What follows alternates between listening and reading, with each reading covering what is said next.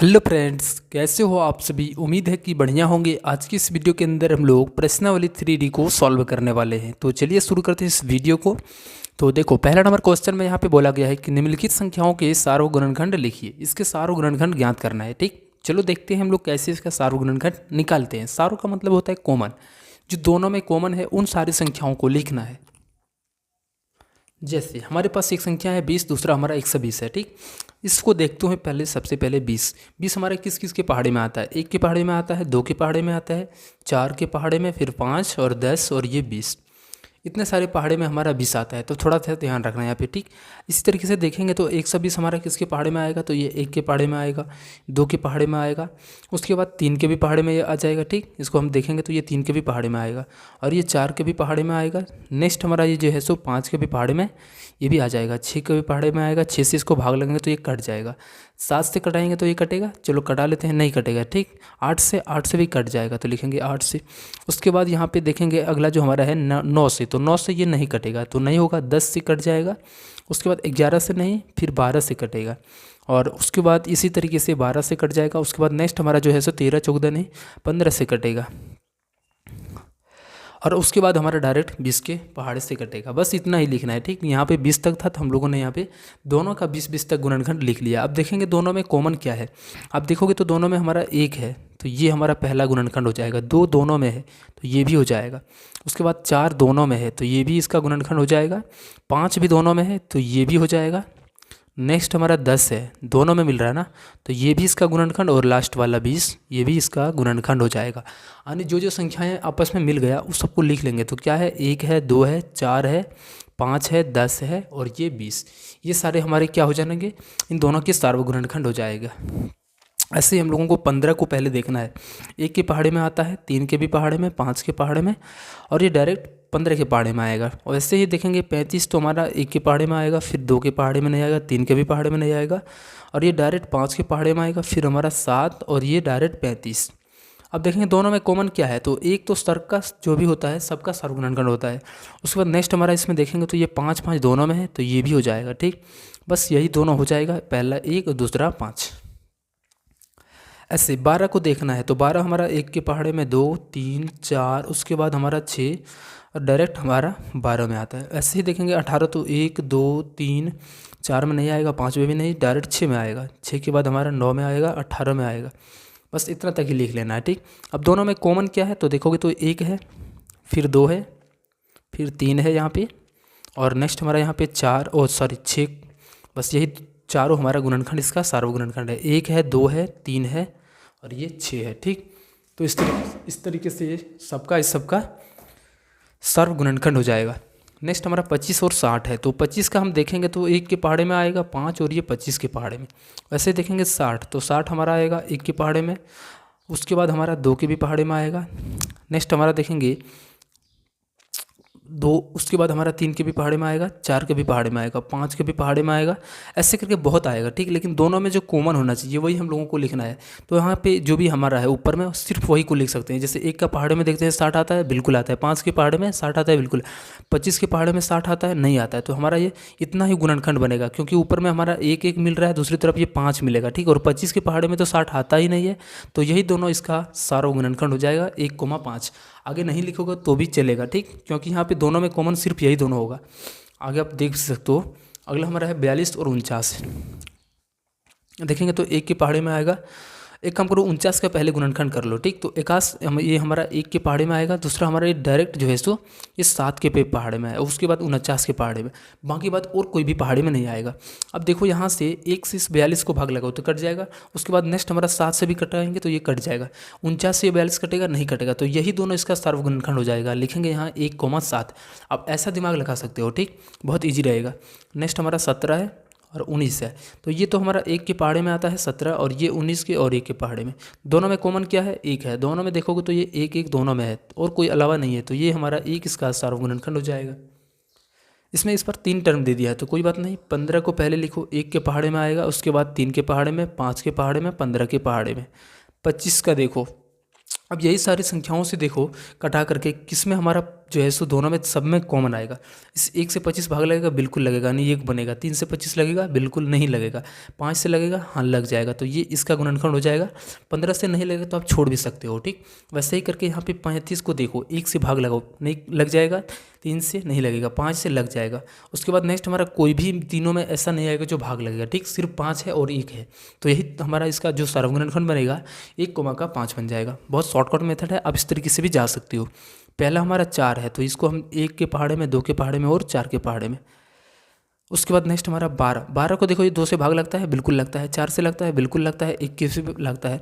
उसके बाद यहाँ पे 32 को देखो, 2 से लगता है, बिल्कुल लगता है। 4 से भी, 1 से भी। तो यही तीनों हमारे इसमें सार्वगुणनखंड हो जाएगा। आपको आगे लिखने का जरूरत भी नहीं है, ठीक। सिर्फ छोटे वाले को पकड़ना है, देखना है तीनों में कॉमन क्या क्या आ रहा है। तो 2 आ रहा है, 4 आ रहा है, 1 रहा है, तो यही तीनों हमारा इसका सार्वगुणनखंड हो जाएगा।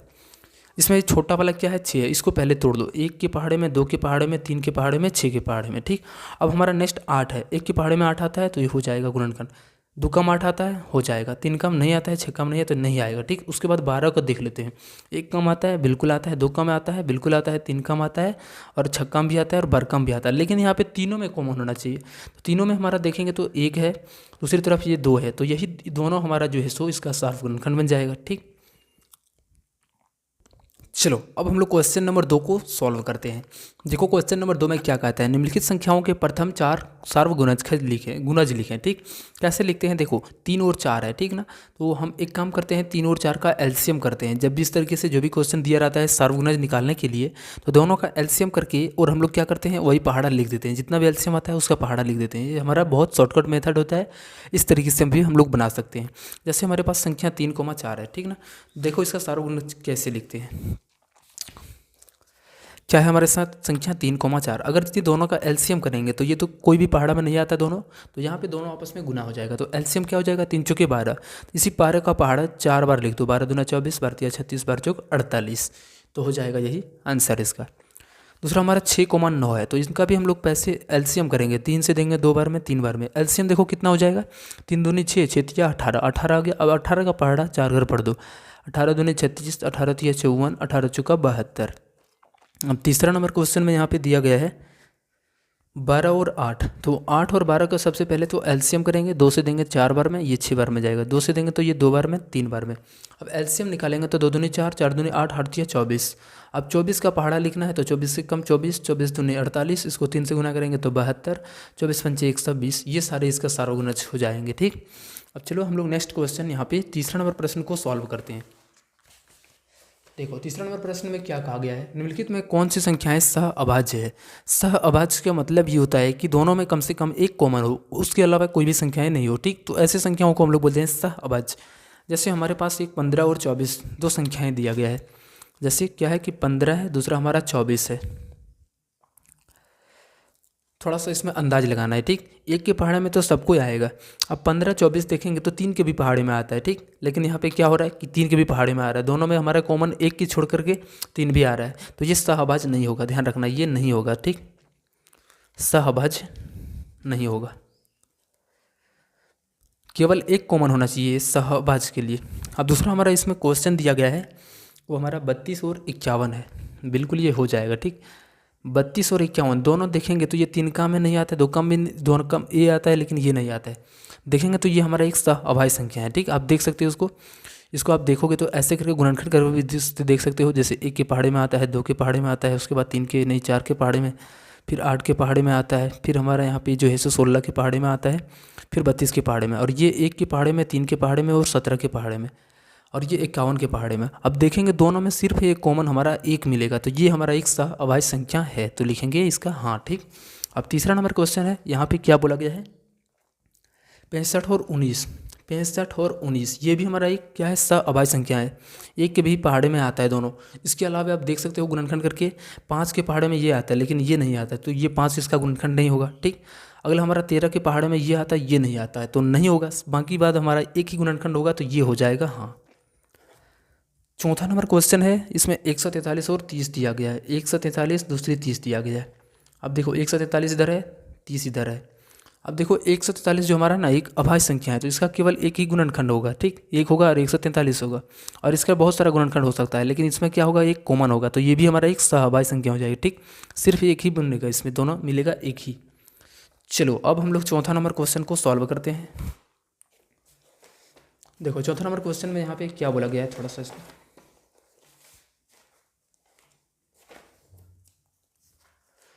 देखो यार, 90 से छोटी ऐसी सभी संख्याएं लिखिए जो 6 और 9 के सर्वगुणज। 90 से छोटी बोला गया है, 6 और 9 के बीच में होनी चाहिए। सबसे पहले 6 और 9 का एलसीएम, जब भी सर्वगुणज बोला जाए तो एलसीएम करना है। 2 से नहीं 3 से देंगे, 2 बार में 3 बार में, 3 दूनी 6, 6 तिया 18 आ गया। अब 18 का पहाड़ा लिख देंगे 90 तक, 90 से कम लिखना है। 18, 18 तिया 54, 18 चौक 72, 90 नहीं लिख सकते हैं क्योंकि ये 90 तक ही बोला गया है, उससे पार नहीं जा सकते हो, ठीक, तो 90 नहीं ले सकते हैं, 90 ले सकते हैं, ठीक, क्योंकि यहाँ पे 90 नहीं, 90 से छोटी बोला गया है ना, तो नहीं ले सकते हैं 90 को, 90 तक बोलता तो हम लोग ले लेते हैं। 5वां नंबर क्वेश्चन है कि एक संख्या 12 और 35 दोनों से विभाज्य है, किस अन्य संख्या से यह संख्या अवश्य ही विभाजित होगा। थोड़ा सा ये लॉजिक को समझना है, ठीक, जैसे हमारा एक पास संख्या है 12 है, दूसरा हमारा 35 है। क्या है, हमारे पास एक 12 है, दूसरा हमारा 35 है। अब यहाँ पे एक ऐसा संख्या को देखना है कि ये 12 से कट रहा है, तो ये 35 हमारा उस संख्या से भी कटेगा, तो वो संख्याएं क्या हो सकता है, देखो दिमाग थोड़ा, तो ऐसी संख्या हो जो 12 और 35 दोनों से कटे, इसके लिए हम लोग सिंपल सा एलसीएम निकाल देते हैं, ठीक। अब यहाँ पे एलसीएम क्या हो जाएगा, कोई भी दोनों एक ही पहाड़ा में नहीं आता, दोनों गुना हो जाएगा आपस में, तो 35 का गुना 12 से कर देंगे, तो ये हमारा कितना हो जाएगा, 420। आप गुना कर सकते हो उसका एलसीएम करके। अब 6ठा नंबर क्वेश्चन है, और इसमें बोला गया है कि एक संख्या 21 से विभाज्य है, और कौन कौन सी संख्याएं हैं जिनसे यह संख्या अवश्य ही विभाजित होगी। एक संख्या जो बोलती है कि वो 21 से कट रहा है, ठीक, तो इसके अलावे जो है सो हमारा 21 से कटने वाला संख्या, जैसे हम लोग मान लेते हैं कि 21 से कटने वाला क्या है, 42 है, तो ये जो 42 है कि किससे किससे कट सकता है, तो इसका गुणनखंड से कट सकता है, ठीक, जैसे इसका गुणनखंड 1 है, 1 के पहाड़े में आता है, 3 के पहाड़े में आता है, 7 के पहाड़े में आता है, तो आप देख सकते हो जो भी हमारा इसका सारा गुना जाएगा, जो भी इसका गुना जाएगा वो सारे हमारा 1 से 3 से और 7 से, तीनों से कट जाएगा, तो आंसर हो जाएगा इसका 1, 3 और 7। 7वां नंबर प्रश्न है, इसमें बोला गया है सत्य और असत्य भरने के लिए बोला गया है, ठीक, तो यहाँ पे क्वेश्चन में क्या है, पहला जो हमारा क्वेश्चन है यहाँ पे, निम्नलिखित में से कौन से कथन सत्य है और कौन से कथन असत्य हैं, सत्य असत्य को लिखना है। 2 क्रमागत विषम संख्याओं का योग 4 से विभाज्य है, बिल्कुल गलत बात है, जैसे सॉरी हाँ सही हो सकता है, नहीं हो सकता है ना। देखो 2 क्रमागत विषम संख्या, जैसे हम लोगों को क्या करना है, एक पहले ले लेना है विषम संख्या, जैसे 3 है, उसके बाद हम लोग क्या लेंगे, 5 लेंगे, ठीक, उसके बाद हमारा क्या है, अगला 3 5 7 आएगा, फिर अगला हमारा 9 आएगा। तो यहाँ पे क्या बोल रहा है कि 2 क्रमागत संख्याओं का योग 4 से विभाज्य होगा, बिल्कुल हो जाएगा। 5 और 3 कितना होता है, 8। अब 8 हमारा 4 से कटेगा, बिल्कुल कट जाएगा। अगला हम लोग विषम संख्या 7 और 5 ले सकते हैं, जिसका योग करेंगे, 7 5 12, 3 से कटेगा, 4 से कटेगा, बिल्कुल कटेगा, 9 7 16, ये भी 4 से कट रहा है, बिल्कुल है, सही है, तो इसके लिए यहाँ पे टिक आउट लगाएंगे, 1 नंबर का जो आंसर हो जाएगा वो सत्य हो जाएगा, ठीक। अब इसका 2 नंबर क्वेश्चन में यहाँ पे क्या बोला गया है कि यदि 2 संख्याओं का योग किसी संख्या से विभाज्य है, तो वह संख्या उन दोनों संख्याओं का अलग अलग भी विभाजित करेगी। देखो यदि 2 संख्याओं का योग किसी संख्या का से विभाज्य है, 2 संख्याओं का जो योग है किसी संख्या से विभाज्य है, तो वह संख्या उन दोनों संख्याओं को अलग अलग भी विभाजित करेगा, तो ये हो सकता है और नहीं भी हो सकता है। तो यहाँ पे देखो जैसे बोला जा रहा है क्वेश्चन में यहाँ पे कि 2 संख्या हमारा 3 + 5 है, ठीक। अब यहाँ पे इसको जोड़ रहे हैं, 3 और 5 कितना हो गया, 8। अब यही बोला जा रहा है कि 3 जो हमारा है 8 से भी विभाज्य होगा, 5 से भी, एक हो रहा है नहीं हो रहा है, तो यहाँ पे नहीं होगा, असत्य हो जाएगा। लेकिन कोई कोई केस में हो जाएगा, जैसे 4 प्लस और यहाँ पे हम लोग ले लेते हैं 4, ठीक, उसके बाद यहाँ पे लिखते हैं 8, 4 से कटाएंगे तो ये कट जाएगा और ये भी कट जाएगा, पूरा योग करेंगे तो इससे भी कट जाएगा, ठीक। कुछ कंडीशन में होगा और कुछ नहीं होगा, तो इसलिए यहाँ पे असत्य ही माना जाएगा, ठीक। हर एक कंडीशन में होता है, इसके लिए सत्य माना जाता है, लेकिन यहाँ पे कुछ कहीं पे फॉलो कर रहा है, कहीं नहीं कर रहा है। यदि कोई संख्या 15 से विभाज्य है, तो वह संख्या 5 से विभाज्य होगा, बिल्कुल सही होगा, ठीक, क्योंकि 5 का जो विभाज्य का नियम होता है वो क्या होता है, 0 या फिर 5 से कटना चाहिए। तो और 15 का कोई भी पहाड़ा देखो, जैसे हम 15 का पहाड़ा देखेंगे, 15 30 45, लास्ट में हमारा देखोगे तो 5 या 0 ही आता है, ठीक। और पहाड़े को देख सकते हो, सब में लास्ट में क्या है, 5 या तो 0, और 5 और 0 रहेगा तो वो 5 से कट ही जाएगा, तो ये सत्य हो जाएगा, आंसर कर देना है सत्य। इसका 4था नंबर क्वेश्चन है यहाँ पे, यदि कोई संख्या 6 और 2 दोनों से विभाज्य है, तो वह संख्या 12 से विभाज्य है, ये बिल्कुल गलत बात बोला गया, ठीक। अगर यदि हमारा कोई संख्या 6 से विभाज्य है और 2 से विभाज्य, जैसे हम 42 को लेते हैं, 42 हमारा क्या है, 6 से कट रहा है, 2 से कट रहा है, क्या ये 12 से कट रहा है, नहीं कट रहा है, तो ये भी असत्य हो जाएगा, ठीक। चलो मिलते हैं हम लोग किसी नेक्स्ट वीडियो में, तब तक के लिए बाय।